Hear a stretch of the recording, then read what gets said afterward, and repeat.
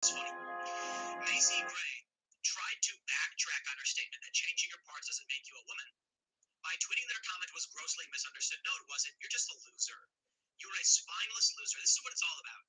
Macy Gray says, I got nothing but love for the LGBT plus and transgender communities. I've been a supporter since day one and never a fake one. My statement on Piers Morgan was grossly misunderstood. I respect everyone's right to be whatever they want to be. But she said, truth hurts. India Willoughby says, as for Macy, how to kill what's left of your career, said truth hurts. It's funny. Macy Gray, for a while, was standing up, saying truth hurts, and then she just caved. She said, I wasn't fighting men with the defense. I know what it means to you. I know what it means to be a trans woman. I never said I did, but that goes both ways. Apparently, she said something like, "What if you want to? If you want me to call you a her, I will, because that's what you want. But that doesn't make you a woman just because I call you her, and just because you got surgery." She says, I know. I would say a human. What is a woman? A human being with boobs. How about you start there and the vagina? Morgan then added, blah blah blah. I totally agree. If you want me to call her her, great, we get it. So apparently she came out and said something like, woman is a title. She wanted to say a woman goes through a completely unique experience, and surgery and finding yourself doesn't change that. Being a little girl is a whole epic book, you know? You can't have that just because you want to be a woman. When Piers pointed out that Harry Potter author J.K. Rowling had been criticized for it, but it's the truth. I don't think you should be called transphobic just because you don't agree. There's a lot of judgment and throwing stones at people for saying what it is. However, social media users were quick to brand this segment a turf. No. And so she came out and was like, no, it's like an earned thing. She said she received backlash for her comments on the flag, whatever. She basically came out and said that, nobody's just a woman, a young girl isn't a woman, it has to be her, or something like that. It's kind of a weird, nonsensical backtrack because there's no real way to backtrack from what she said. You can't. She outright said it, now she's getting flagged, and she's trying to. So she's trying to say that you earned the title or something. It's ridiculous nonsense. Today is a feel good day, says J.K. Rowling, wife from a long back hill. Bette Midler came out, and she's like, I didn't mean it. I just read the New York Times. What is wrong with these people? This story right here shows you the stupidity and the vapid reality of these celebrities. Bette Midler, she tweeted, women of the world, we are being stripped of our rights over our bodies, our lives, even our name. They don't call us women anymore. They call us birthing people or menstruators. And even people with vaginas, don't let them erase you. Every human on Earth owes you, the tweet continued. So a bunch of people responded. Someone says, as a woman without a uterus, I support inclusive language to normalize that trans men need reproductive health care. 200%. It's not trans people who are taking away my right to bodily autonomy. Bodily anatomy? Do you mean autonomy? We are all fighting the same fight. Don't do this, Bette. Birthing people is language used to make sure we don't exclude trans comrades. Doesn't erase women at all. Several of the more extreme comments have compared the 76-year-old hocus-pocus star to remake turf levels. She said, in her response, people of the world, my tweet about women was a response to this fascinating and well-written piece in the New York Times on July 3rd. There was no intention of anything exclusionary or transphobic in what I said. It wasn't about that. Except that's literally what the New York Times was saying. Midler's tweet seemingly came in response to the SCOTUS decision to overturn Roe v. Wade. That's right. She was allowed to make the tweet in the context of the far right and the far left. I love this. The New York Times article reads, the far right and far left agree on one thing: women don't count. Amazing. Retweeting an opinion piece from the New York Times, the Beaches Star wrote. Okay, so we read that one. It's amazing.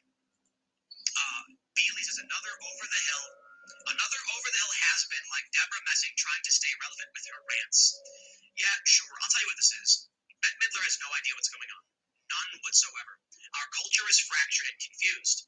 Celebrities are really dumb. That's it. They're really, really dumb. Jordan Peterson, when he says Ellen Page and gets suspended, he says, screw off, I'd rather die. He just comes out and says it. I'm not changing my mind for you weirdos. The you two creepos complaining.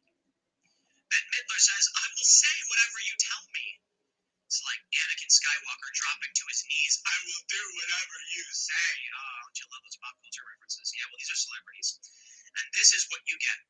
These people never had any real thoughts. They are just marketing agents. That's what they are. What is the purpose of a celebrity? To sell you a product. Why is it that a movie comes out and they'll be like, celebrity in movie? Because people will be like, oh, celebrity in movie, that's a marketing ploy. And they'll have celebrity come out with celebrity at. And they'll be like, we're dating, and now our names are the same name. It's like you'll get some guy named John and some woman named Mary, and they'll be like, Jerry, don't you love Ormond? They combine their names.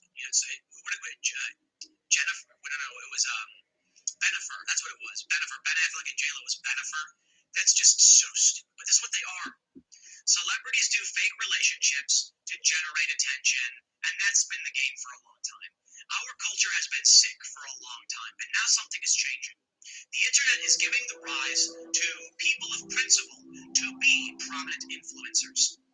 It used to be that, look, if you're a big corporation, if you're a movie, you'd be like, we want a celebrity, someone who commands attention, but is not controversial, because controversy, it's bad for business. That's how it used to be. But now controversy is the name of the game. There's a famous line, perhaps it's apocryphal, and Michael Jordan said something like, conservatives buy shoes too. And apparently he didn't really say it, but someone's claiming he did. It was hearsay, and he probably did say it. Someone was like, hey, why don't you speak up about this thing? It's like, hey, man, conservatives buy shoes too.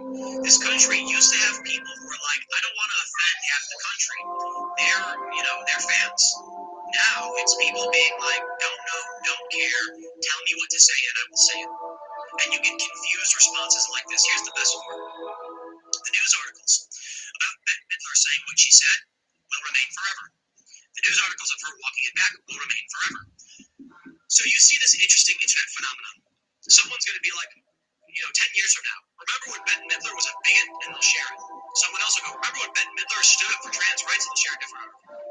And it's like, how do you track for chronology when you have all of this spattering of news and you don't know about what came after? This is a really important point. A news story may come out in 2018 where it's like, Donald Trump does a backflip. And if you don't know that a year later he did a front flip, you would just think that's who Donald Trump is. So how do you find out about news after the fact?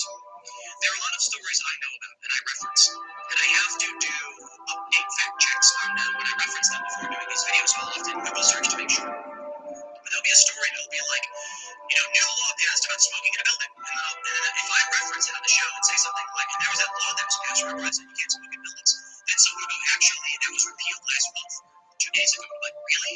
If you don't see the latest updated news, you could be wrong, and people, they believe incorrect things. So here's where we are. I'll say it again. It's insane to me that Elliot Page, I mean no ill will towards, but they did this to your name, and now this is the hill to die in, apparently. Will you say Ellen Page? What if you're not even talking about the actor? That's the crazy thing. It is now any reference to Ellen Page or anything similar is a direct reference to the actor. No longer, and I'll put it this way too.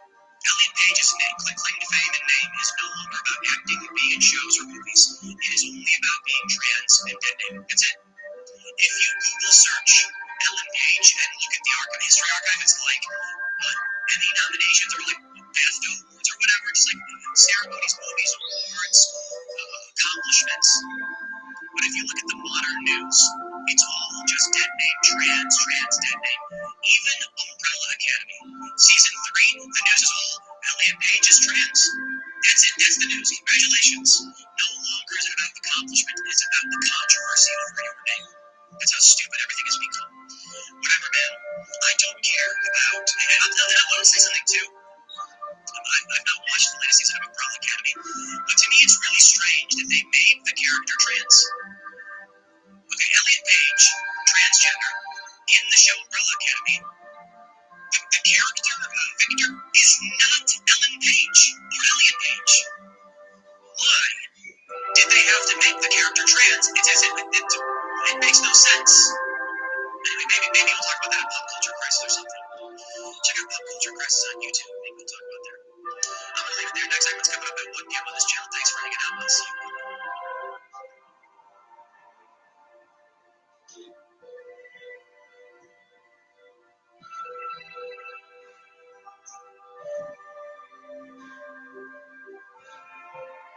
I want you to read every one of these tweets. We put down, there's 2 on each one, right? So this is a thread. It's incredible. It's by and then Shashi Ken. You'll see it. I retweeted it on my Twitter feed.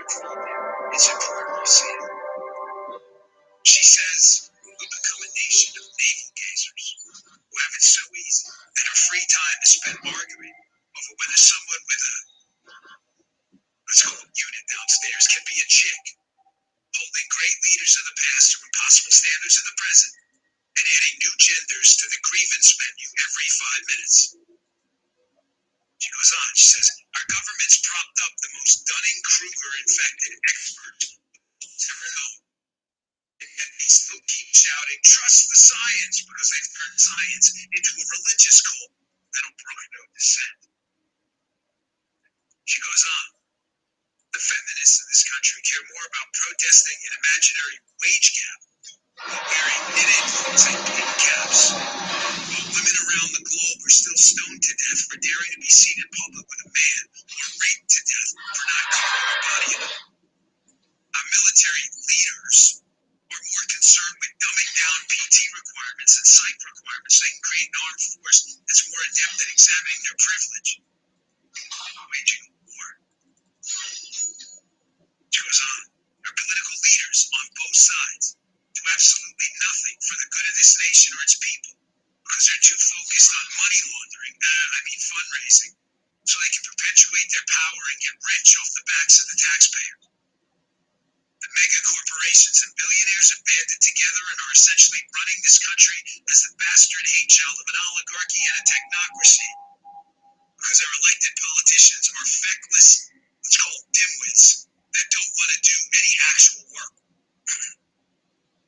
She concludes. The anti-Trump zealots spent 4 years turning over every rock, analyzing every word, dissecting every action, crying the 25th Amendment every time he mispronounced the word. They attacked him relentlessly for not listening to the sage advice of the intelligence agencies and State Department. But in 4 years, Trump never came close to effing things up as bad as Biden has in 7 months. I never in my life thought I'd be so deeply ashamed of this country, but here I am. Angry, ashamed, wondering if we'll come out of this on the other side. I hope we do. But that one's stupid. Feminists, military leaders, corporations, the billionaires, the anti-Trump zealots. They're the programmed idiots, as Manoff was talking about. Programmed idiots. Completely oblivious to information, facts, data, logic, reason, it doesn't matter. As Manoff says, if you slap them in the face with pictures of concentration camps, they'll ignore you and pretend that isn't happening. There's no evidence. Just a damn job show.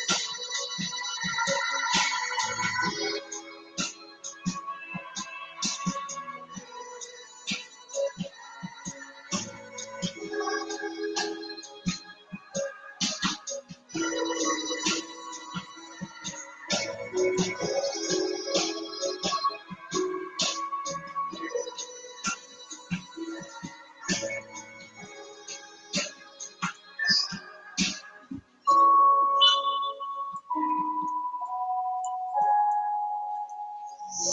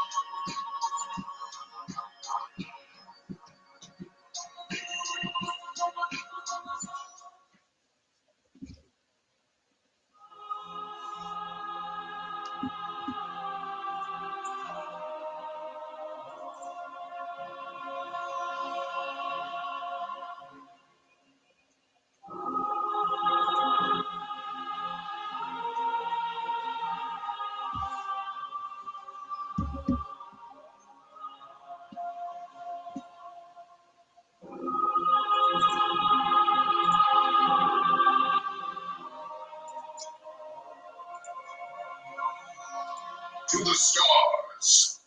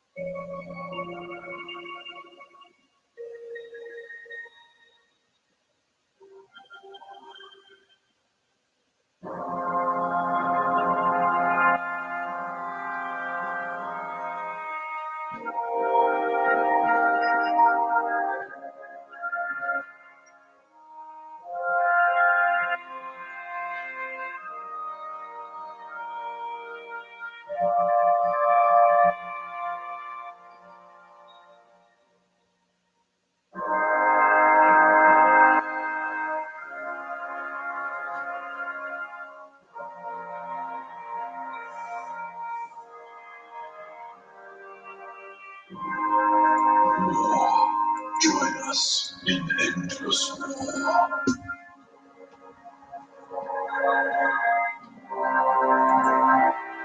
Disapology, where science and a reckless disregard for survival go hand in hand. Consume or be consumed. Join the hive. The Empire needs you.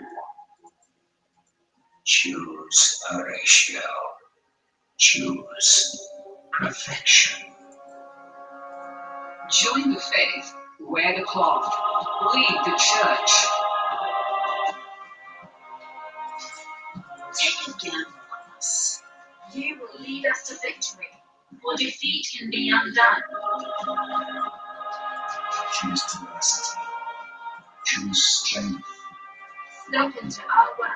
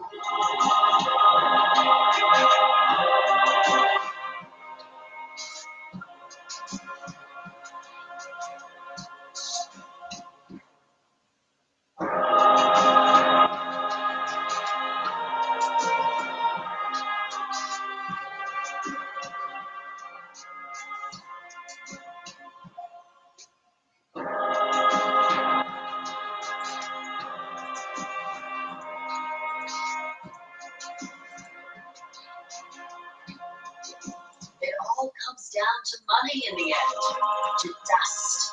Choose the cleansing light.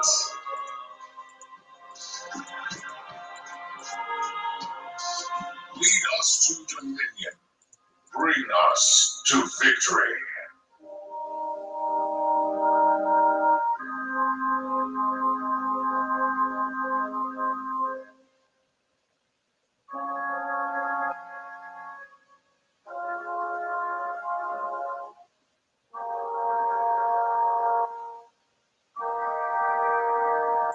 Make Horatio great again.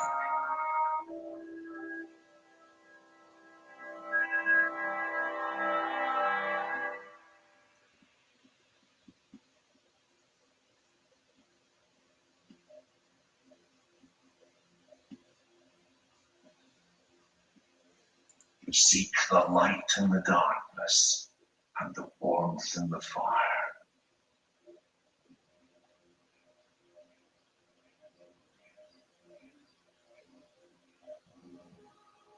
You will lead us to victory, for defeat can be undone.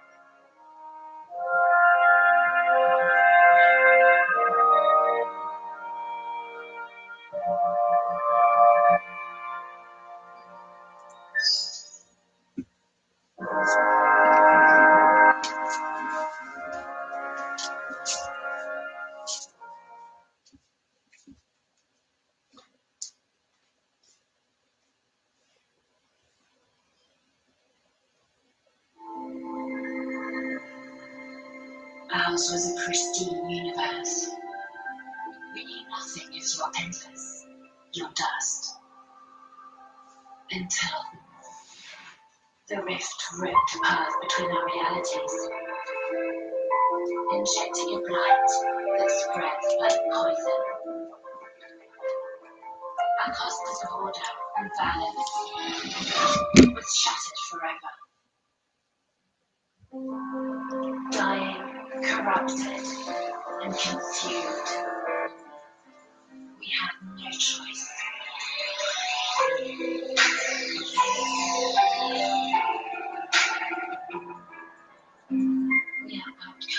in the chaos that is your universe, willing to do anything to save our own. This unlucky people have come because a rift in the fabric between the universes threatens their existence. Things look bleak, hopeless even. In desperation, the communion has sent an advance party through the rift into this terrifying galaxy with one goal: saving the rift-born civilization. You lead the party, and the weight of the survival of your people rests upon your decisions. Go with strength and with hope. Failure is not an option.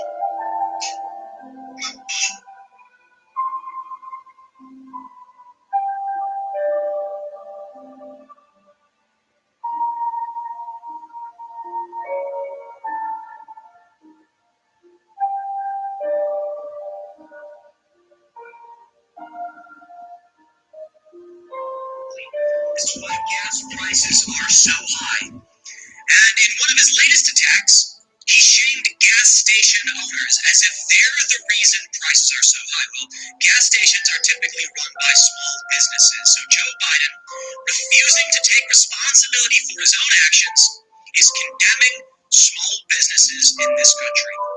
Now, I'm not going to blame Joe Biden for everything going wrong in the world. That would be stupid and insane. I know a lot of people really want that. I know there's also an equal amount of people who want to say he's done nothing wrong. Accept responsibility for your vote. Joe Biden is gutting this country. Because the latest news, I can't believe I'm reading this headline. Biden administration exporting oil from U.S. strategic reserves to Europe and Asia. Are you kidding me? At a time when regular people in this country can't afford gas, when you are getting prominent Democrats saying, just buy an electric car. What's the problem? Don't have $60,000? Well, maybe you should have considered that before you were poor. Joe Biden is exporting our strategic reserves to Europe and Asia, probably because of Ukraine and Russia, because our allies in Europe are suffering due to the war. But should the United States be giving up its strategic reserves when our prices are as high as they are? Now listen, Joe Biden has released millions of barrels from our strategic reserves. It's done almost nothing to curb the cost of gasoline. Why still would you give up our emergency reserves? This is the epitome of insanity. I think regular people in this country get it by now. You must stop listening to these zealous, psychotic Democrat activists who are going to defend this. This is beyond reproach. You can come out and say everything you want. You can say Vladimir Putin's invasion of Ukraine is causing economic supply chain crunches. You can say it's damaging the value of the dollar. You can say Saudi Arabia is not making enough oil. You can say the oil companies have record profits. All of those things. Fine. And then I ask you, why is Biden exporting our emergency reserves? It's about time you wake up to the fact that this country is being gutted. Regular people are calling it out, and that's why Biden's approval rating is in the gutter. This is why I think Joe Biden's not going to be running for re-election. There is no way you run this man in 2024 and he beats Trump or DeSantis. And then what's going to stop Trump or DeSantis? I don't know. Maybe what they'll do is they'll levy criminal charges against Donald Trump, but then you get DeSantis. What are they going to do to stop DeSantis from running? No way. You run Joe Biden after this. This is the kick in the balls to the American people. This is the slap in the face. Prices are going up. Food prices are going up. We're looking at a deficit in military recruitment. We're looking at 40,000 National Guards, servicemen and women who may be discharged. It is a collapse. And we're watching it in real time. But I suppose too many people think a collapse needs to occur overnight. No. It's in free fall right now. I can't believe this is the headline. If the Biden administration indefinitely continues releasing oil from the SPR at its current rate, the entire supply could be gone by early November 2023. I certainly hope that is not the case. I certainly hope Biden stops. But I have to wonder, with everything we're seeing now, with the lockdowns, the policies, with the narrative from the establishment press, is this all on purpose?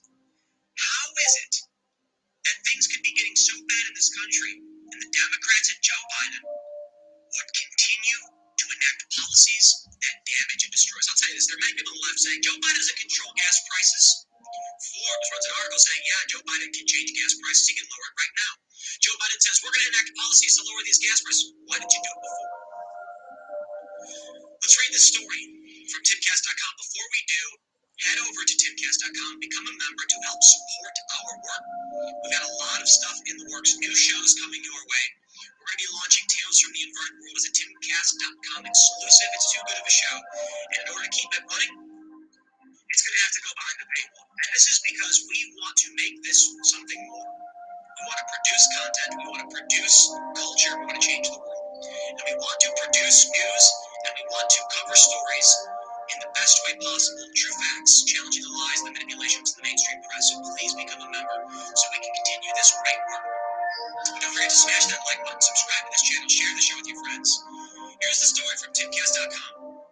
As Americans struggle with record high gasoline and diesel prices, the Biden administration is tapping the U.S.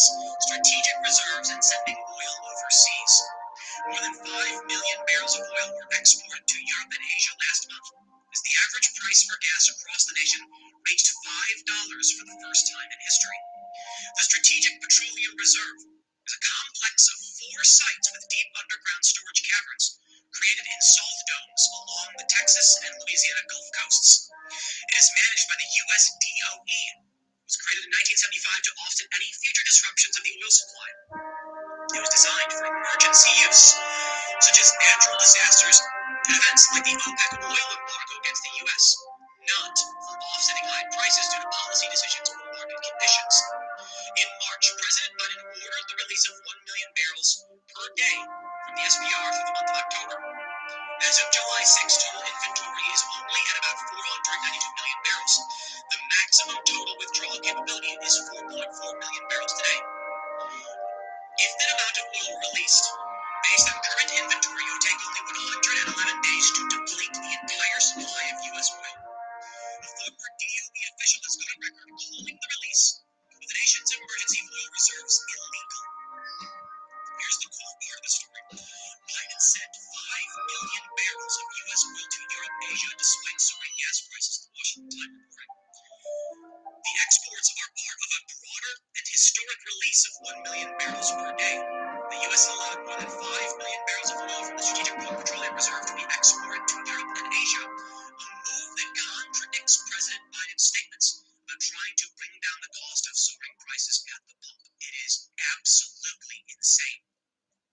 News of the emergency reserves release comes just a week after Energy Secretary Jennifer Granholm met with oil and gas executives in a closed-door meeting to discuss ways to reduce energy costs. I'm just going to say it right now. I do not believe they have any intention of lowering prices. We've heard the narrative. We've heard the rhetoric. They want high gas prices specifically to stop climate change. Joe Biden said as he campaigned, he will get us off fossil fuels.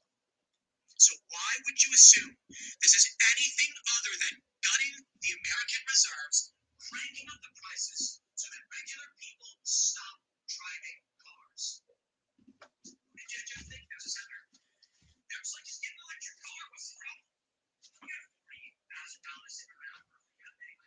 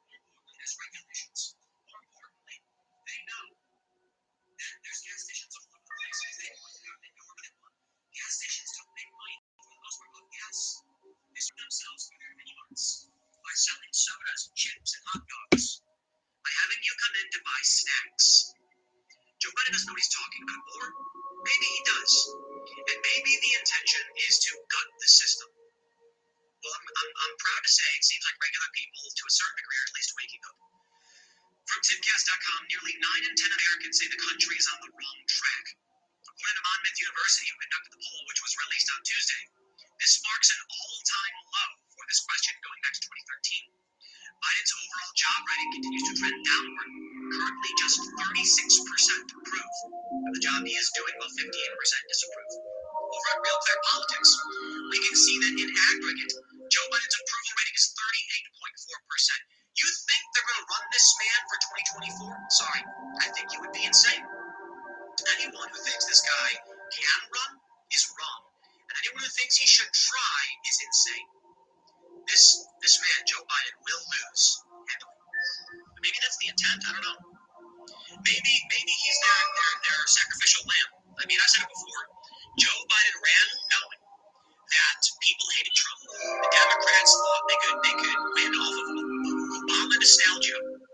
Joe Biden would win off that alone, and then when everything fails and he guts the system, here's the plan. They'll blame him for it. Here's what I'm seeing. Joe Biden is such an awful president. I would not be surprised if Hillary Clinton actually runs and she says, you dealt with Trump and you dealt with Biden, I'm here to save you. And then that really awful taste of vomit in your mouth, if you throw up a little bit, a lot of people might be like, I will take whatever I can get. But I don't think Hillary can beat Trump anyway. That may be what they're hoping, but I don't see it. I think everybody knows Joe Biden is broken. From the Daily Mail. Anonymous Democrat calls Biden rudderless, aimless, and hopeless in damning report that compares the gas tax holiday plan to throwing spaghetti at the wall and seeing what sticks. Yep. An unnamed Democrat lawmaker criticized the Biden administration as rudderless, aimless, and hopeless in yet another damning report of turmoil between the U.S. president and his party on Tuesday. More than 20 Democrats working across Congress and the White House shared private concerns with CNN regarding President Joe Biden's ability to respond to back-to-back crises that have plagued the country for much of his term, and whether he's an effective leader of those behind him can fix it. Even the president's allies seem to be frustrated with the lack of action, as his measures to curb high gas prices and address the baby formula shortage failed to solve either problem. One such example is Biden's recent demand for Congress to give Americans a 3-month relief from the federal gas tax in an bid to ease their pain with sky-high prices at the pump. It had the appearance of throwing spaghetti at the wall and seeing what sticks, an official said. The report also suggests Biden is taking out that frustration on his aides. The president is described as having a tendency to berate advisors. The situation does not pan out as expected. What did you think was going to happen when a guy who didn't campaign got elected? I greet you This in the country name is of being the four ripped to families. shreds. It also appears to conflict with Biden's day one promise to fire workplace bullies on the spot. Quote, I'm not joking when I say this. If you're ever working with me and I hear you treat another with disrespect or talk down to someone, I promise you I will fire you on the spot, the president said on January 20th last year. Look at these gas prices, man. Another unnamed Democrat lawmaker complained there was no fight left in Biden amid reports of concern from House reps for re-election over what effect the president's unpopularity has on their races. Quote, people understand that a lot of this is out of his hands.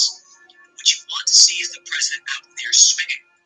One aide is quoted as complaining, there's not a frontline office out there that isn't frustrated with the lack of action coming from the White House on inflation. At the very least, the president should get caught trying to bring prices down just about every day. People near the decision-making and policy processes have reportedly also expressed frustration that Biden's infamous inability to settle on decisions is getting in the way of further economic action against China and his promise to ease the burden on federal student loan debt. Okay, I'm just going to say it. What did you think was going to happen? What did you think was going to happen? This is back in June, it's about a month ago. Rising food prices are changing the way we eat and shop. You think regular people don't see this? A near, basically 12 percentage point increase in the cost of food? You think people aren't seeing this? They don't feel it? Joe Biden is done. I think he's done. We have serious problems happening right now in this country. Gas prices, food prices, a sleeping, dim-witted president. And then this. From Fox News, Biden's military recruiting crisis, a demon of its own design.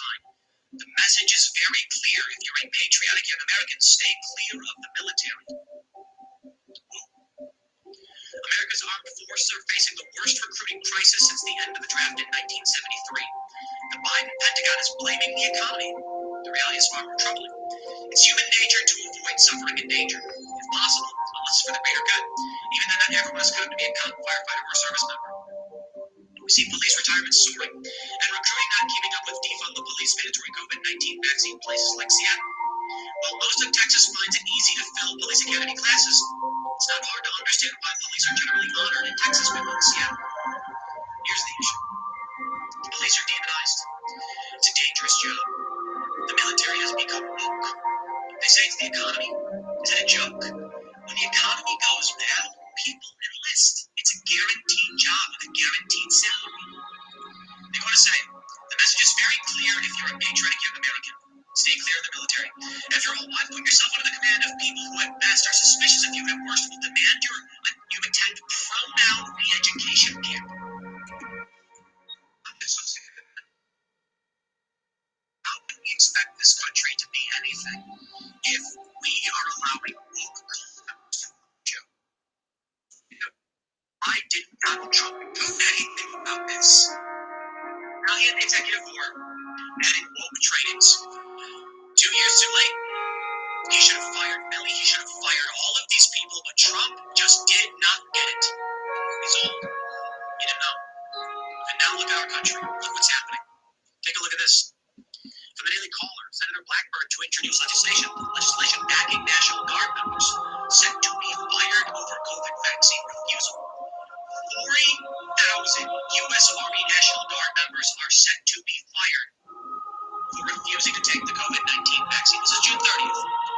So I don't know exactly where we're at right now, but I don't see these people deciding to just go and get vaccinated. They're going to get discharged. That's where we are.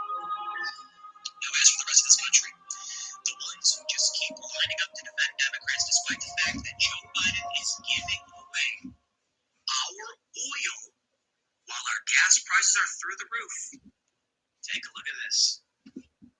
From the New York Times. The rise of the far-right Latina. Representative Mayra Flores is one of 3 Republican Latinas vying to transform South Texas politics by shunning moderates and often embracing the extreme. Are you out of your minds? You know what? Fine. So be it. Say it. Say it again. Let everyone hear what you have to say. South Texas is turning Republican. Mayra Flores is an example of that. Let the New York Times call her far right. Let them call everyone far right, you insane people. Fine. I think if anything, this shows truly they've lost the plot. They are the minority, and we are winning.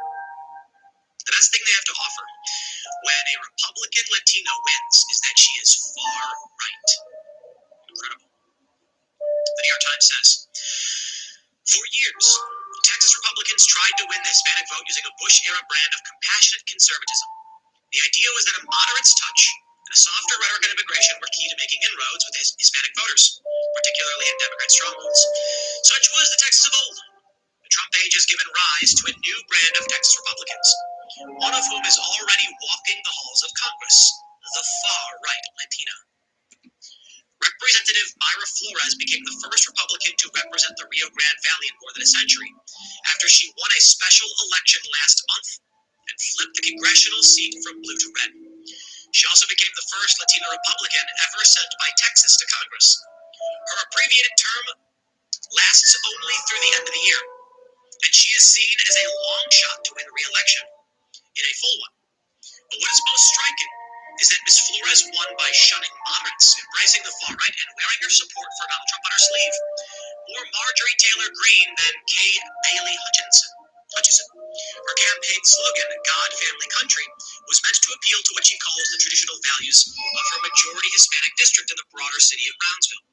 She called for President Biden's impeachment, hear, hear. She tweeted QAnon hashtags, and she called the Democratic Party the greatest threat America faces. In an interview in her still barren office that day, after her swearing-in ceremony, Ms. Flores was asked whether she considered Mr. Biden the legitimately elected president. He's the worst president of the United States. When asked 3 more times whether Mr. Biden had been legitimately elected, she repeated the same non-answer. So, no answer then, huh? two other Latino Republicans, Monica de la Cruz in McAllen, and Cassie Garcia in Laredo are also on the ballot in congressional races along the Mexican border. All three GOP officials have taken to calling them a triple threat, share right-wing views on immigration, 2020 election, and abortion, among other issues. The southern border of Texas is porous and broken, and Hispanics who live there are voting Republican. We saw a major swing in 2020. We are seeing a special election victory now. What does the New York Times think they're doing? This is the weirdest thing to me. Here's what I want to show you. Joe Biden's approval rating. I showed you before, but listen, 38.4%. All right, let's talk business. I run a business. I make videos. I want to appeal to the masses. I want everybody to watch my videos, right? Hey, everybody. Everyone hates Joe Biden. Let's talk about how Joe Biden's bad. That's the path, isn't it? Now, to be fair, I've ragged on Joe Biden even when his approval rating was in the high 50s. My position is not predicated upon supporting any kind of politics. It's just either I like what he's doing or I don't. I don't like Joe Biden. But right now, with Joe Biden's approval rating being so low, shouldn't every mainstream comedian, shouldn't every major corporation be against him? It says something, doesn't it?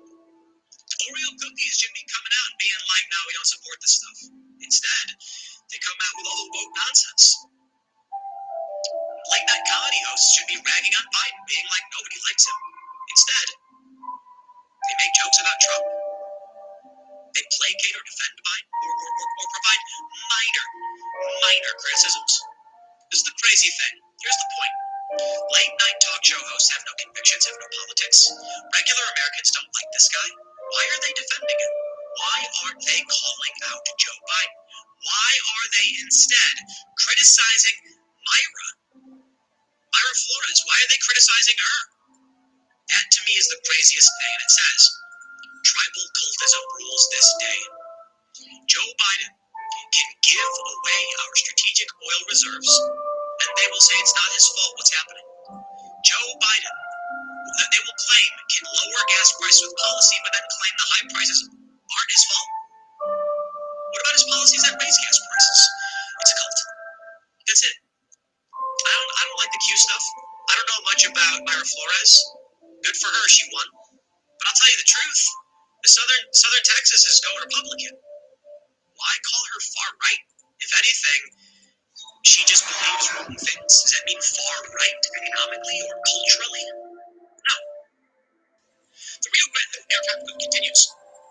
In 2020, conservative culture started to exert a influence on politics. Mr. Trump flipped rules upon a county, Zapata County, and narrowed the Democratic margin of victory in the four Valley counties and in other border towns. Quote, growing up down there, you always have closet Republicans, said Mrs. Garcia, former aide to Senator Ted Cruz. Now, the desire to embrace Republicans is really spreading. They feel a genuine sense of belonging. Other pro-Trump Latinas are running for the House seats in Virginia, Florida, and New Mexico, among other places. Republican leaders and strategists say Ms. Flores' win and the candidacies of other right-wing Hispanic women are proof that Latino voters are increasingly shifting to the right, or the left has gone too far left. More than 100 Republican House candidates are Hispanic, a record number according to the National Republican Congressional Committee. Democrats view the situation much differently. Some Democratic leaders dismiss Ms. Flores' victory as a fluke, the product of a low turnout special election in which 28,990 people cast ballots and a fleeting one. Ms. Flores, who was elected to serve the last 6 months of a retiring Democratic congressman's term, is running in November for a full term. She faces a popular Democratic incumbent who is switching districts, Representative Vicente Gonzalez. Democratic leaders are optimistic that Mr. Gonzalez will defeat Ms. Flores and that Ms. Garcia will lose her race against Rep. Henry Queller, the conservative Democrat who narrowly beat a progressive challenger in a primary runoff. I don't know if that's the case, though. I think it's possible. I talked about it before. Everyone's like, wow, look at the red wave coming. And I'm like, 28,990 people, 29,000 people in a district of 770,000.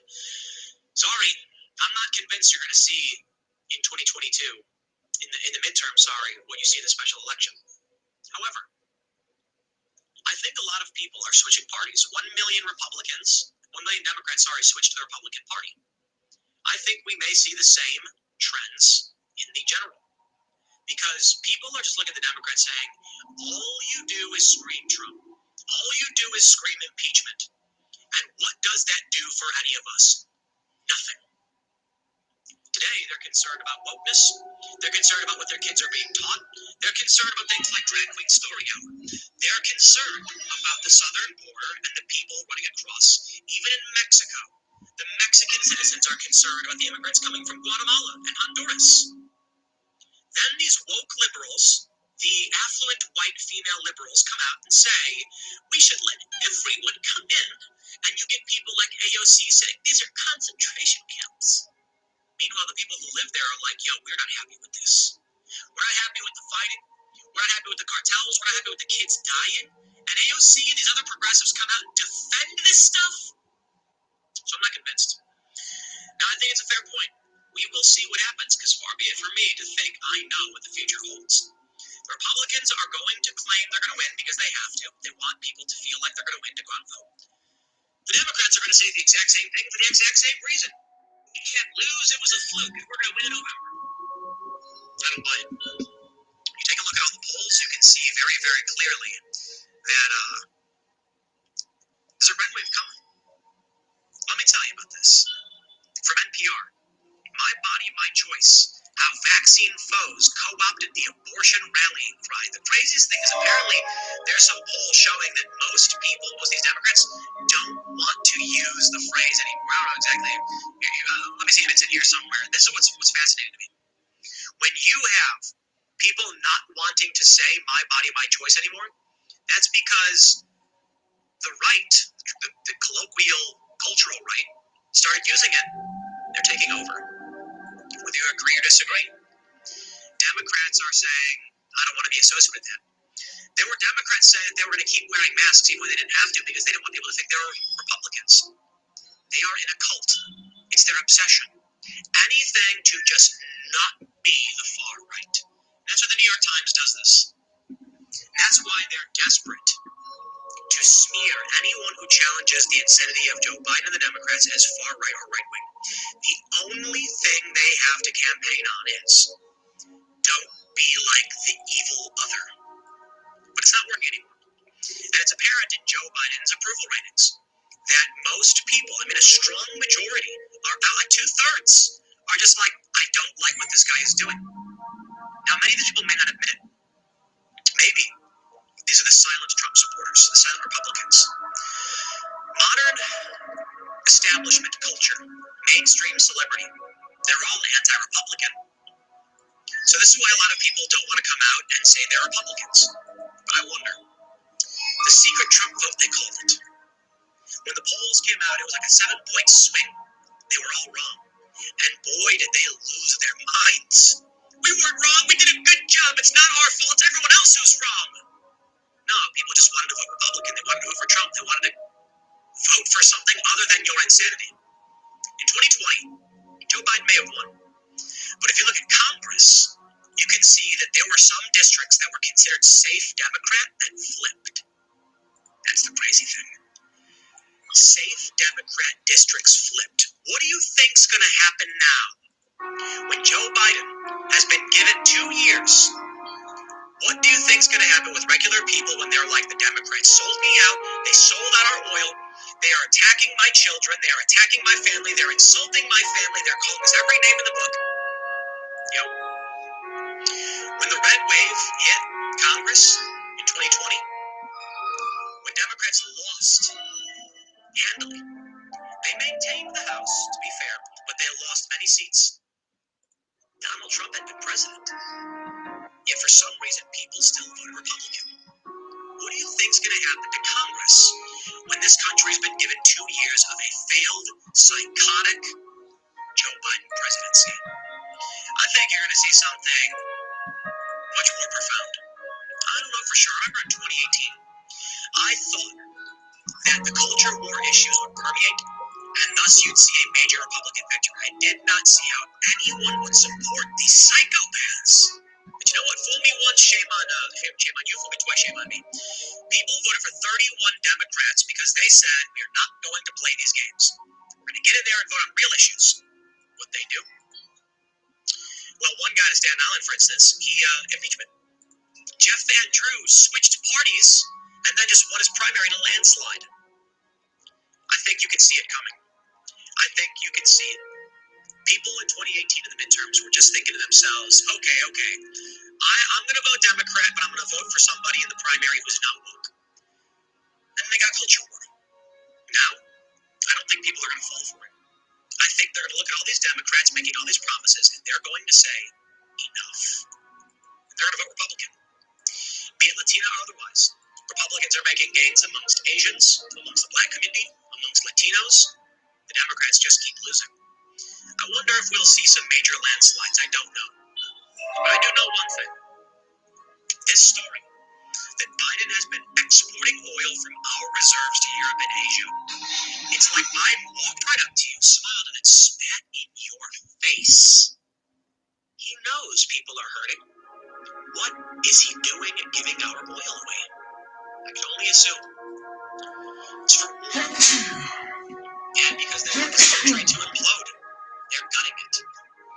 Remember that in November. I don't think the Republicans are going to save you from anything. But this to me is just too insane. Makes my blood boil. I'll leave it there. Next segment's coming up at 8 p.m. over at youtube.com/TimCastIRL. Thanks for hanging out. See you all then.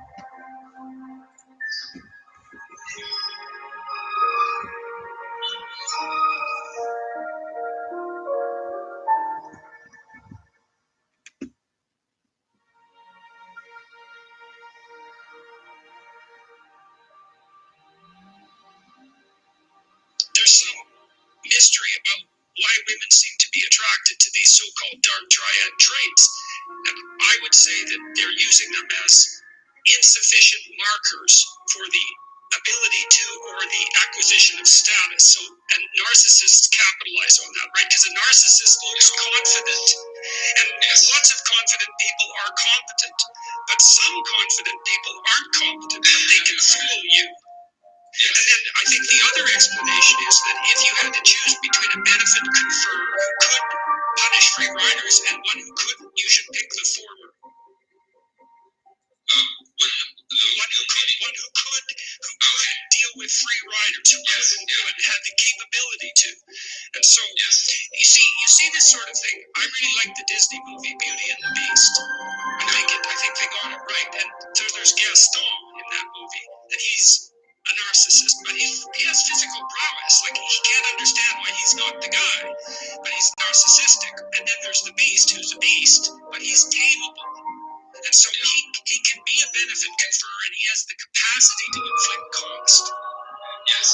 Yeah, and the two are often correlated in nature. So, like, for example, if you have physical prowess or athletic ability, then you have both the ability to confer benefits, say protection, hunting skills, but also the ability to inflict costs by, Okay, so let's talk about the dark triad then in relationship to agreeableness, because do you want to just tell everybody what the dark triad is first so that we're all on the same page?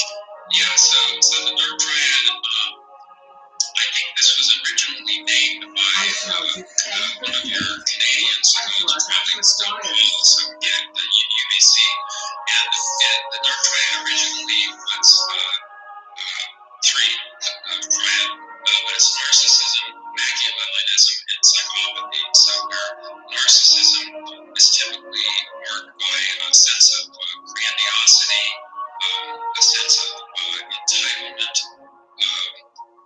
They think they're the most intelligent, the smartest, the most attractive, the most charming, the most skilled, etc. Or in the words of one of my former graduate students, they think they're hot, but they're not.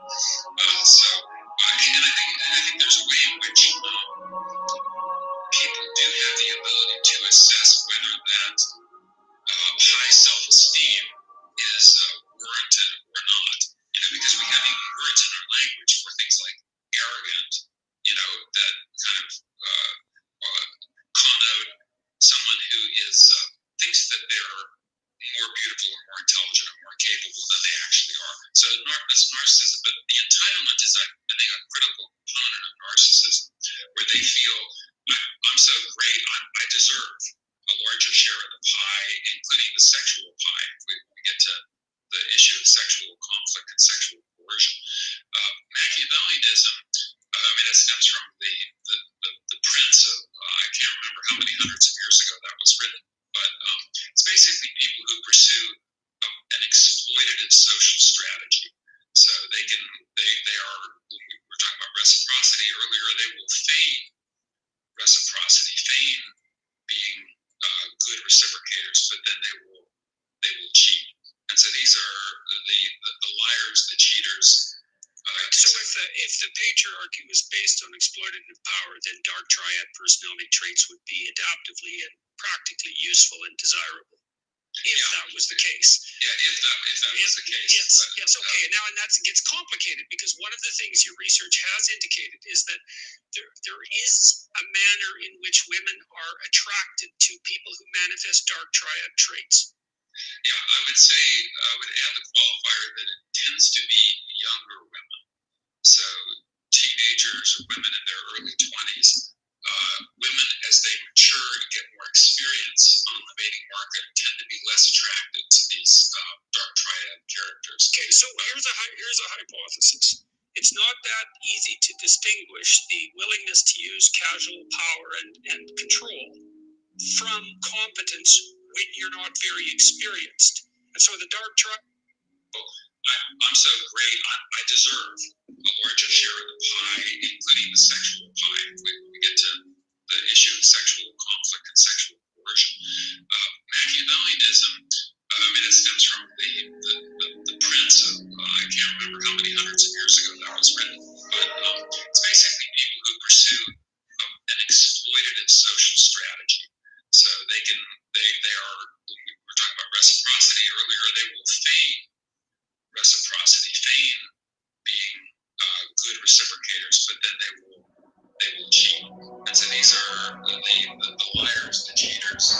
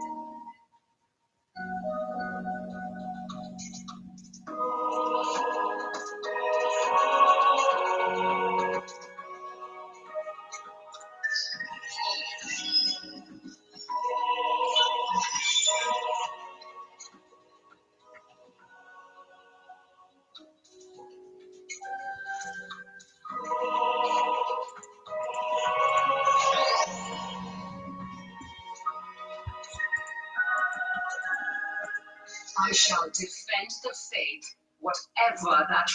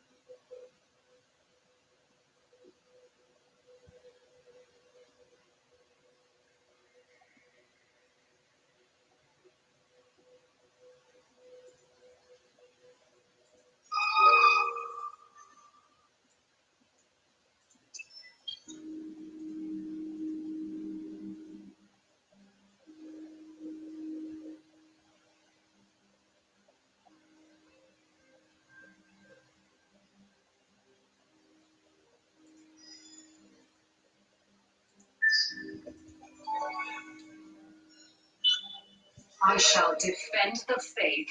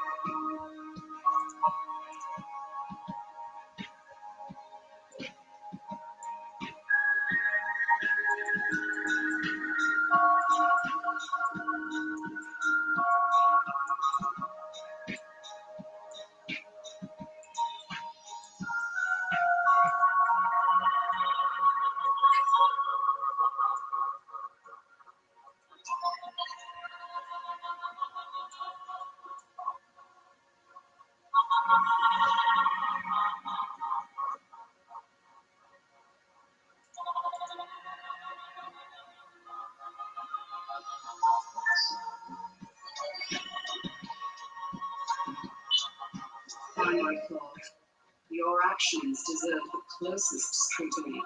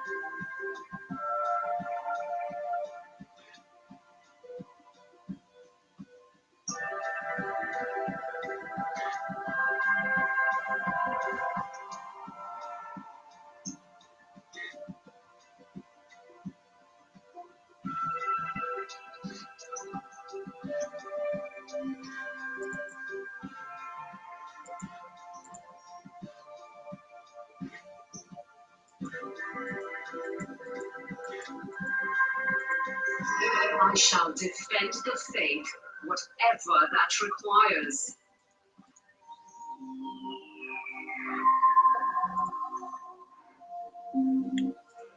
Even in holy war, diplomacy remains an option. For the good of the church, I have a proposal for you.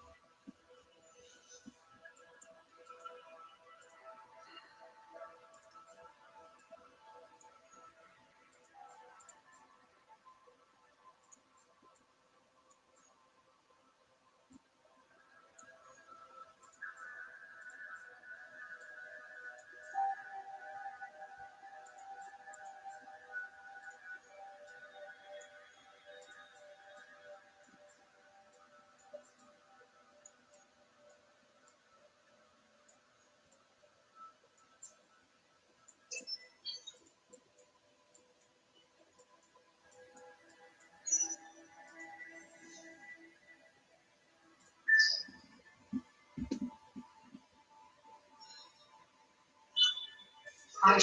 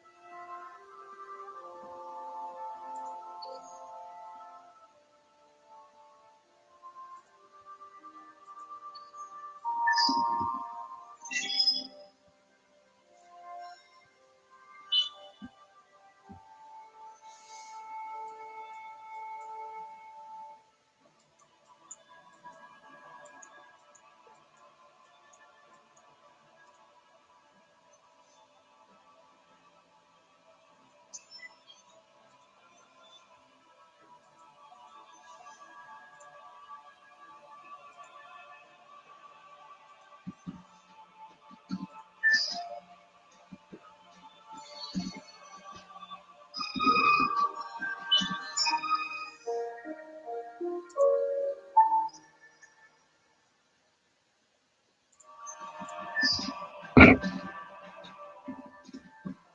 Google, do you have an alarm set? Yes, you said the word for 8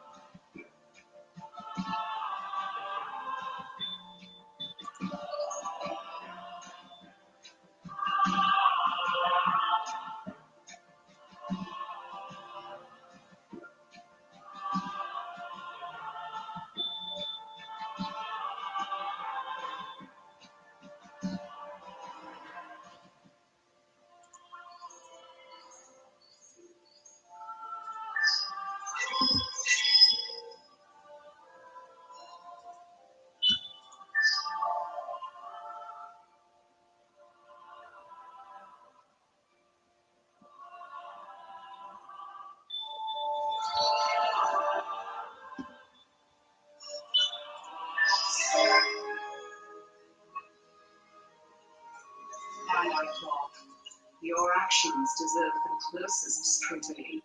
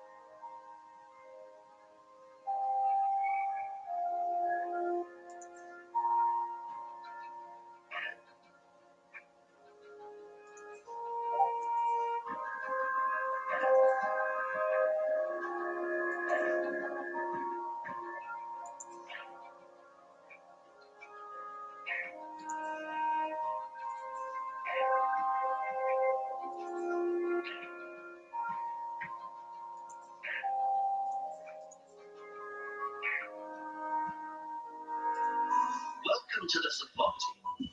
There are some among us who doubt your intellectual chops.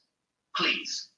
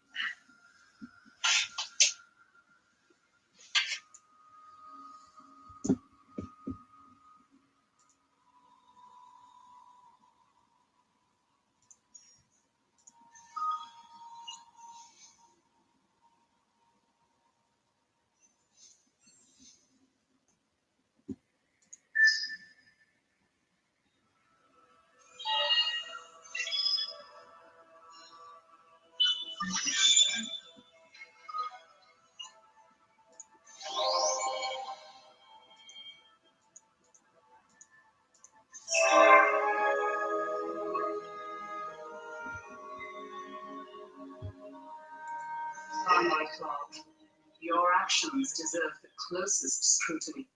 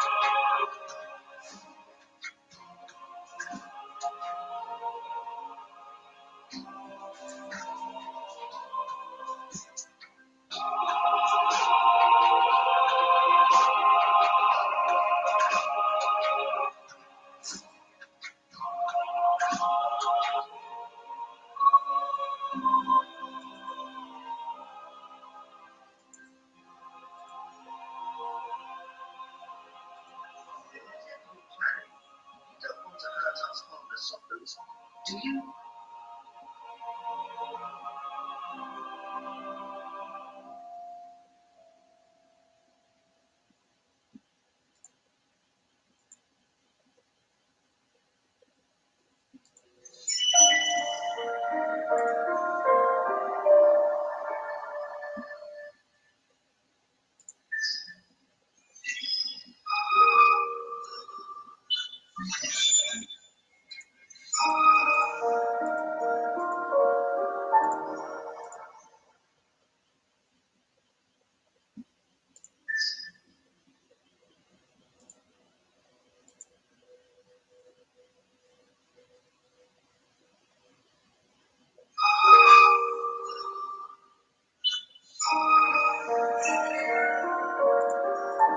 I shall defend the faith. Even in holy war, diplomacy remains an option.